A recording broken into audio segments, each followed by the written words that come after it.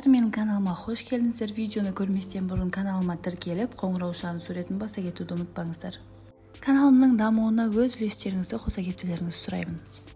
Видео барысында сіздер көздің көруін жақсартатын 10 әдіс туралы білетін боласыздар. Егер де сіз көзіңіздің көруін жақсартқыңыз келсе, менімен бірге келесі әдістерді қайталаңыз. Тұрақты түрде жасап тұрсаңыз, онда көзге арналған жаттығулар міндетті түрде нәтижесін береді. Бірінші әдіс 2 минут бойы көзді ашып жұмыңыз. Бұл жаттығу көз ішіндегі қан айналымды жақсартады.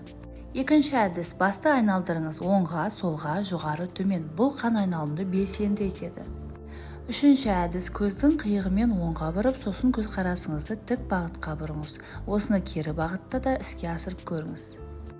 Төртінші әдіс көзіңізді жұмып еркін демалыңыз. Бұл жарық сезгіш клеткалардың қызметіне күш түсіреді. Бесінші әдіс көзіңізбен оңға, солға, жоғарыға, төмен қарап, түрлі бағыттар бойынша жаттығулар жасаңыз.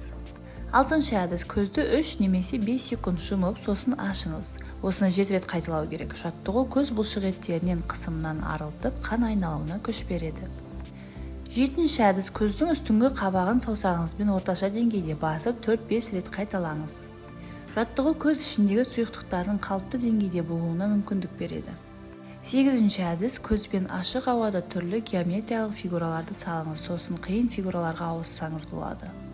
Тоғызыншы әдіс көзіңізді жұмып, көз алмасын жоғарыға төмен қимылдатыңыз. 5-10 рет қайталау керек.